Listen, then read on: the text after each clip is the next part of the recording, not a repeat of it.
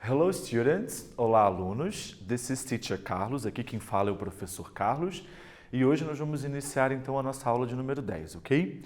Então venham comigo aqui para a gente poder começar a nossa aula com algumas perguntas bem simples para a gente poder contextualizar um pouco o nosso tema aqui, tá bom? São apenas 3 perguntas para vocês responderem no caderno e vocês então poderão responder de forma curta, em inglês mesmo, porque é bem simples, ok? Primeira pergunta. Can you drive? Você consegue dirigir? Na hora de responder de forma curta, você responde Yes, I can. Ou você responde No, I can't. Letter B. Are you 18 years old? Letra B. Você tem 18 anos de idade? Se a resposta for afirmativa, Yes, I am. Negativa, No, I am not. E, finalmente, do you have a driver's license? Você tem a carteira de motorista? Aqui na letra C é uma resposta feita com do. Então, você responde yes, I do, no, I don't. Então, rapidinho, eu vou dar um tempinho para vocês poderem colocar as respostas aí e a gente já volta.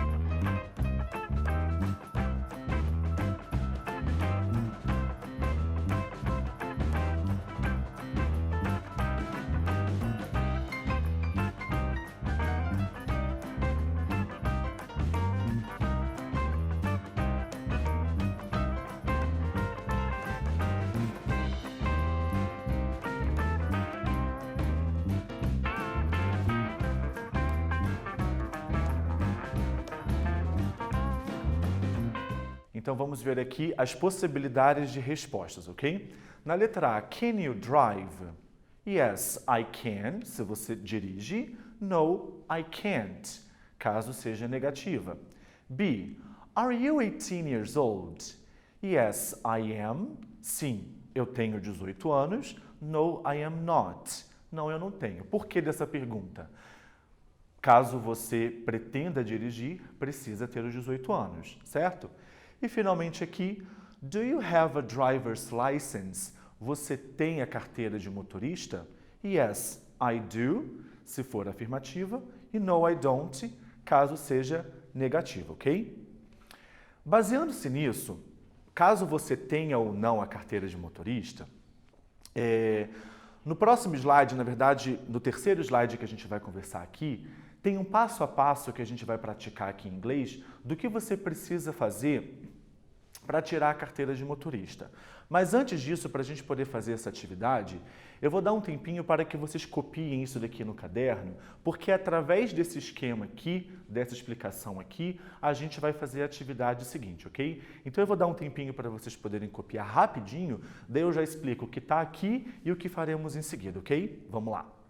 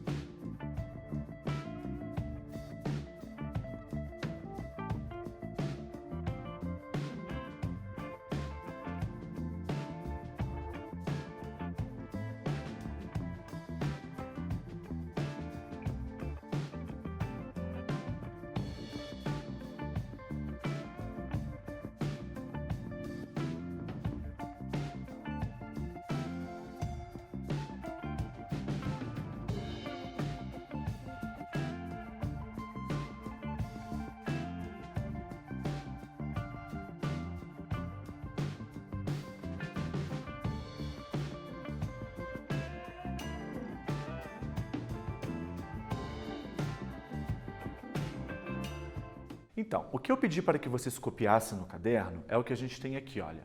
Os modal verbs, que são os verbos modais, que a gente já tinha comentado, né?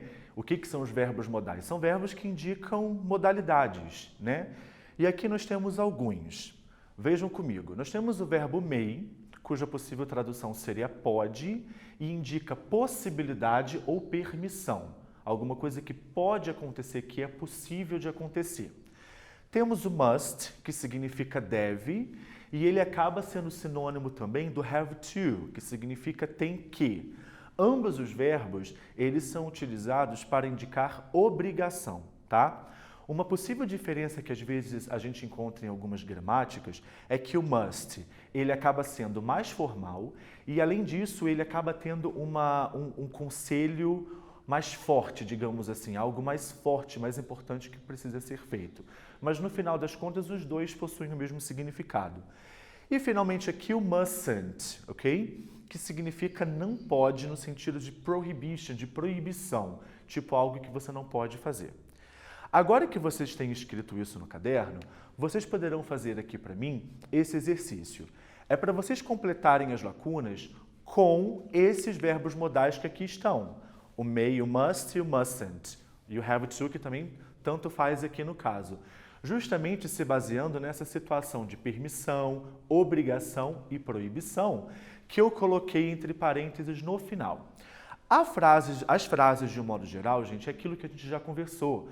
Você não precisa ficar o tempo todo indo ao dicionário. Uma série de palavras são cognatas, você consegue entender o significado. Pelo contexto, você consegue entender também, tá ok? É uma prática de leitura muito importante, você buscar no contexto. Então, eu vou dar um tempinho para que vocês, então, preencham as lacunas com os verbos corretos, se baseando não só no contexto, mas também com o que está entre parênteses ali, indicando para você o modal correto. Vamos lá, então.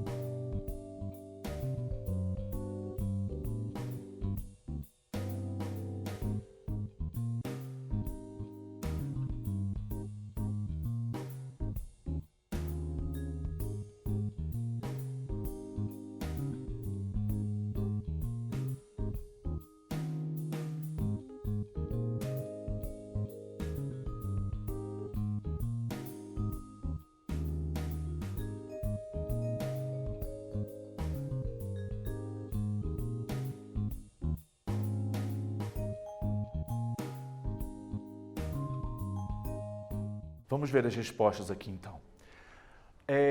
Aqui eu tenho, na primeira bolinha aqui, né, na primeira frase, you must or have to fill out a form on Detran website. Você deve preencher um formulário no site do Detran do seu estado, ok? Daí, é algo que você deve fazer, né? Não é opcional. É uma obrigação caso você queira tirar a sua carteira. Segundo, you may need to have your biometry taken. Você pode ter que tirar a sua biometria. Confesso que era algo que eu nem sabia. Dependendo do estado, não precisa, tá? Então você precisa checar se de fato, no local onde a pessoa mora, se ela precisa tirar a biometria. Por isso que aqui a gente coloca o may, porque é uma possibilidade. Pode ser que sim, pode ser que não. Seguindo, you must or have to do some physical and mental exams.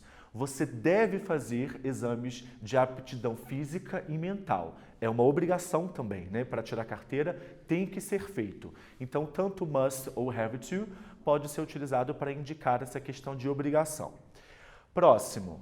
You must or have to attend classes in a driving school. Você tem que assistir aulas na autoescola, também é obrigação. You mustn't fail on the theoretical test. Você não pode reprovar no teste teórico.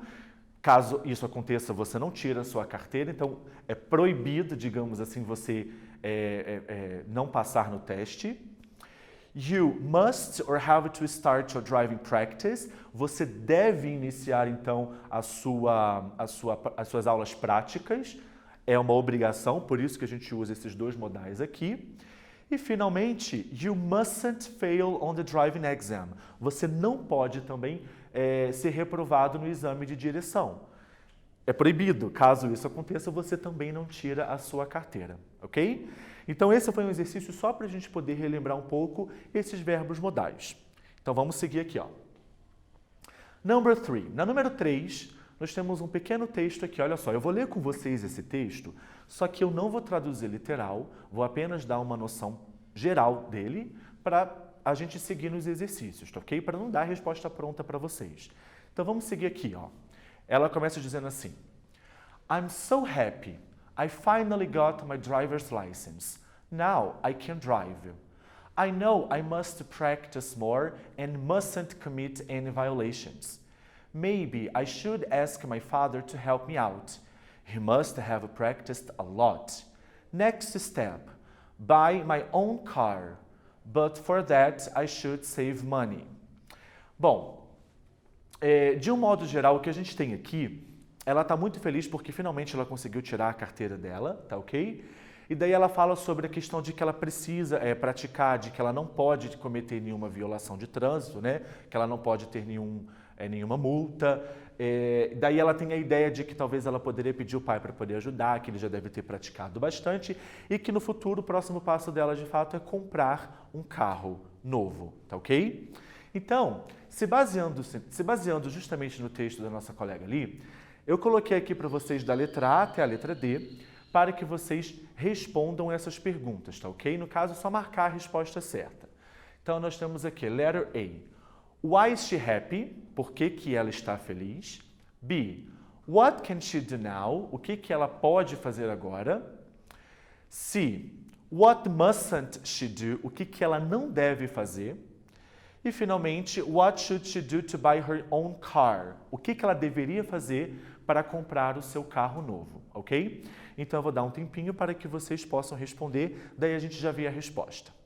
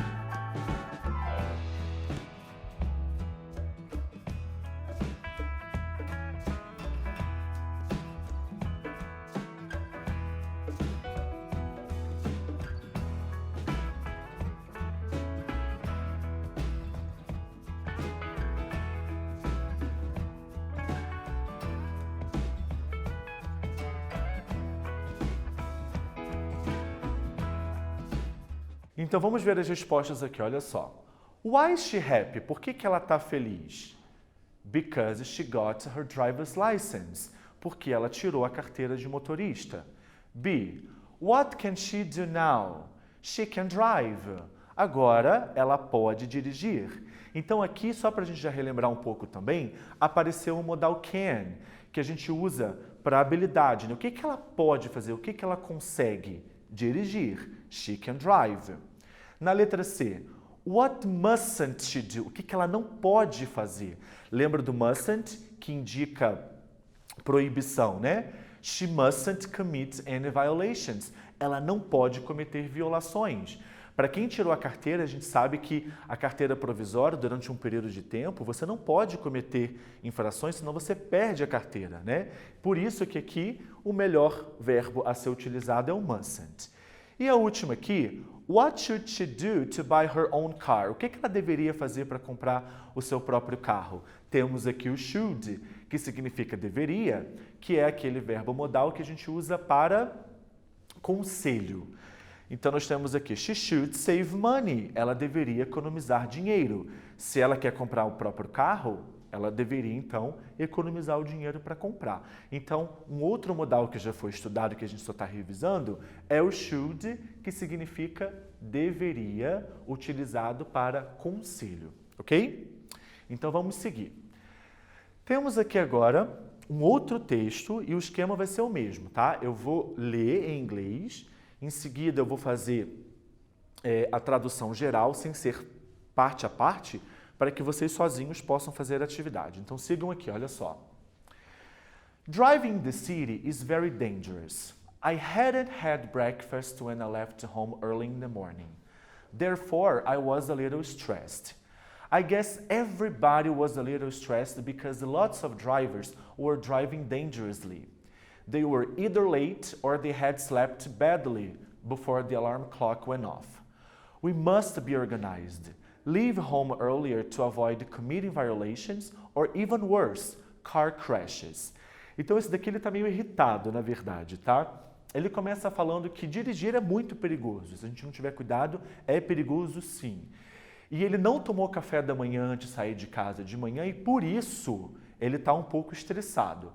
E ele acha que todo mundo está um pouco estressado no trânsito, porque muitos motoristas estão dirigindo de forma perigosa. Ou eles não dormiram bem, ou eles acordaram tarde, então estão atrasados. Daí ele diz assim, que nós devemos ser mais organizados, né? Sair de casa mais cedo para poder evitar cometer violações, né, de trânsito em relação a multas, ou até mesmo acidentes de carro, ok? Então vejam as perguntas que tem aqui. Somente a letra A e a letra B nesse slide e o texto está aqui embaixo para ajudar. Eu vou dar um tempinho para vocês poderem responder a letra A e a letra B. Bem simples. Letra A. Had he had breakfast before leaving home?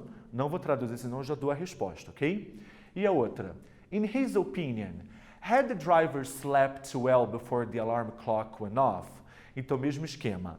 Não se preocupe com aquelas palavras que você não saiba. Veja no contexto de modo geral. Busque no texto essas informações, ok? E daí já a gente corrige então a letra A e a letra B. Até já.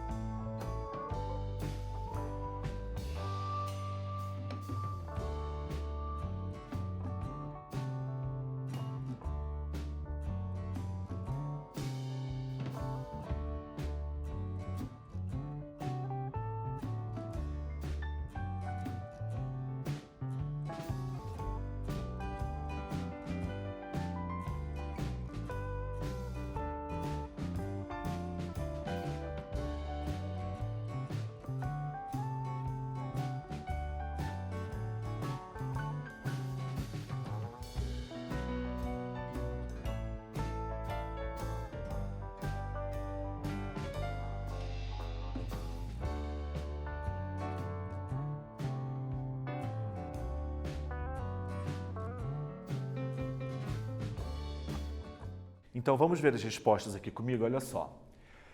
Had he had breakfast before leaving home? Ele tomou o café da manhã antes de sair de casa?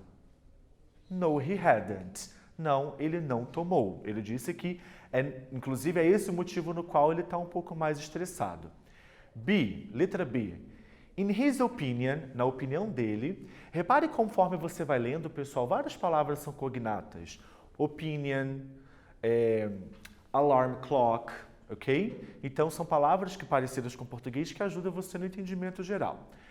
Had the driver slept well before the alarm clock went off? Os motoristas, eles dormiram bem antes do relógio despertar? No, they hadn't. Não, eles não dormiram. Talvez por isso que eles estão estressados, ok? Vamos seguir. Nesse texto que a gente acabou de ver, tem umas construções verbais aqui, inclusive são até essas que apareceram aqui nas perguntas, tá ok? Que é o que a gente chama de passado perfeito. A gente vai dar uma revisada nisso daqui. Então, olha só. Eu peguei aqui 2 exemplos que foram tirados do texto, então está bem contextualizado aqui. O primeiro exemplo diz assim, olha, I hadn't had breakfast when I left home. Ok? Quando a gente fala de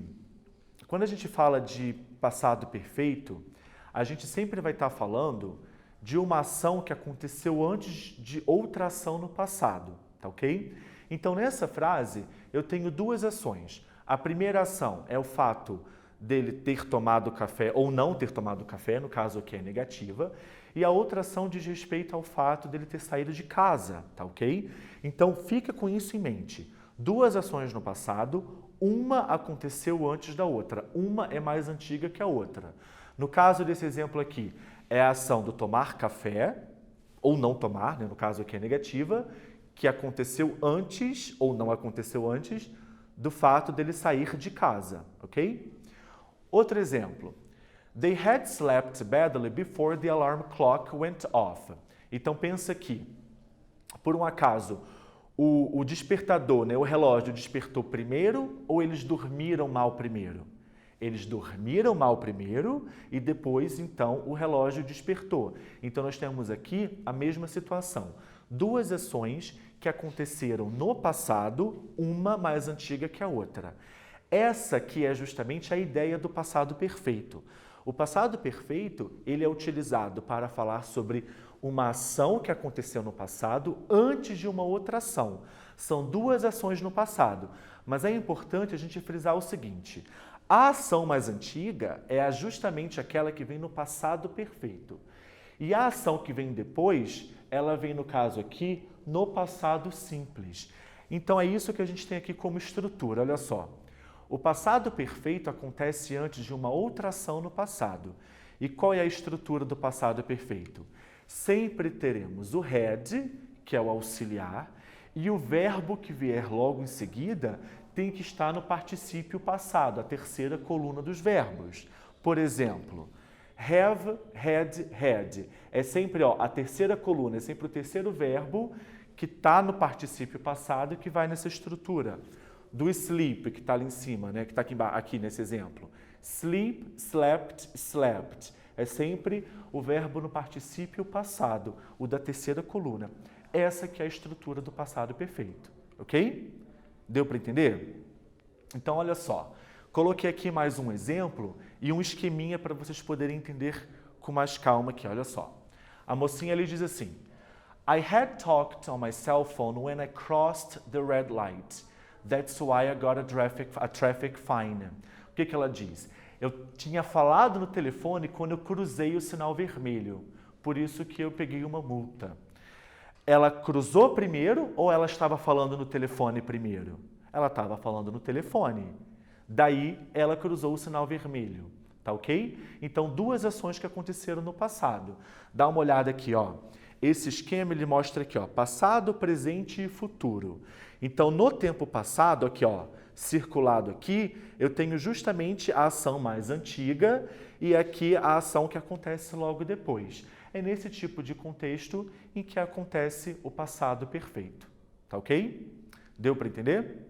Sendo assim, Temos mais um texto para vocês poderem praticar. Vamos ver aqui, ó. Mike is a terrible driver. He's not careful at all. If he hadn't exceeded the speed limit, if he had stopped on the red light, and if he hadn't used the cell phone while driving, he wouldn't have paid a lot of traffic fines and he wouldn't have spent all his money. Now he regrets all that. De modo geral, porque já já vocês irão praticar. O Mike, ele é um péssimo motorista, ele não é cuidadoso nem um pouco. Então aqui diz assim, se ele não tivesse passado do limite, se ele tivesse parado no sinal vermelho, se ele não tivesse falado no telefone enquanto dirigia, ele não teria pago muitas multas e não teria gasto todo o seu dinheiro. E ele agora se arrepende muito disso. Sendo assim, eu tenho aqui 3 perguntas para que vocês respondam, ok? De novo aqui, tá bem simples se baseando no texto, eu não vou traduzir agora, eu vou dar um tempinho para vocês poderem marcar as alternativas corretas, ok? Vamos lá.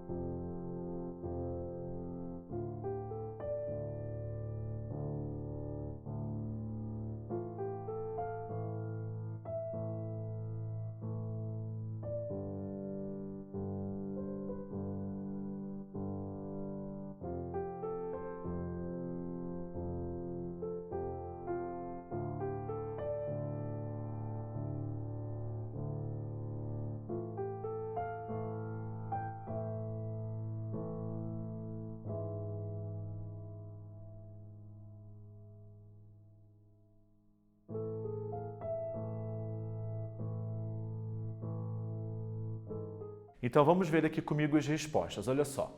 Letra A. Is he a good driver? Ele é um bom motorista? No, he isn't. Não, ele não é. B. Would he have paid traffic fines if he had stopped on the red light? Ele teria pago multas de trânsito se ele tivesse parado no sinal vermelho? No, he wouldn't. Não, ele não pagaria. Se ele tivesse parado, não teria multa nenhuma para pagar. E a última. Does he regret about his reckless way of driving? Por um acaso ele se arrepende da sua forma perigosa de dirigir? Yes, he does. Essa palavra aqui, regret, que significa se arrepender, Vai ser de extrema importância para o que eu vou falar agora. Olha só. Busquei aqui também exemplos desse texto que a gente acabou de falar. Mike regrets about his bad way of driving. Ele se arrepende da sua forma perigosa de dirigir. Então ele diz assim, ó. Os exemplos dizem assim. If he hadn't exceeded the speed limit, he wouldn't have paid lots of fines. Se ele não tivesse excedido o limite de velocidade, ele não teria pago muitas multas. Segundo exemplo. If he had stopped on the red light, he wouldn't have spent all his money. Se ele tivesse parado no sinal vermelho, ele não teria gasto todo o seu dinheiro. Essas duas frases aqui, pessoal, elas estão na terceira condicional. Veja o que é uma terceira condicional. Aqui diz assim, ó. Mike's examples are in the third conditional. It's used to talk about unreal situations in the past, things which didn't happen in the past. It's often used to express a regret. A terceira condicional, ela é frequentemente utilizada para indicar arrependimentos sobre situações irreais do passado, coisas que não aconteceram ou que eram para acontecer no passado. É justamente o que a gente tem aqui. Se ele não tivesse excedido, não teria pago. Se ele tivesse parado no sinal vermelho, ele não teria gasto todo o seu dinheiro nas multas. Então, é uma situação de arrependimento. Então, nós temos aqui a estrutura da terceira condicional. Quando a gente fala das condicionais, primeira, segunda e agora a terceira, falamos de frase com if. A frase com if, ela vem no passado perfeito, que a gente já acabou de relembrar, e a frase seguinte sempre vem com would, o have e o verbo principal no passado particípio. É o que a gente tem aqui, olha. If he hadn't used the cell phone while driving, se ele não tivesse utilizado o celular enquanto dirigia, então, ó, passado perfeito, em vermelho aqui, ó. Had e o verbo na terceira coluna. No caso aqui está negativa, não tem problema. E a outra frase, he wouldn't have paid, ele não teria pago. Sempre tem que ter would, no caso aqui está negativa, e o have logo depois, sem mudar, sem mexer nele, e o verbo seguinte aqui, no caso o verbo pay, o verbo pagar, no particípio passado, ele vai para paid, ok? Então essa é a nossa terceira condicional. Arrependimento é a palavra-chave, ok? Então eu vou dar um tempinho para que vocês possam, então, responder essas duas perguntas aqui em relação ao quiz, tá ok? Daí já a gente volta para corrigir. Vou dar um tempinho para vocês.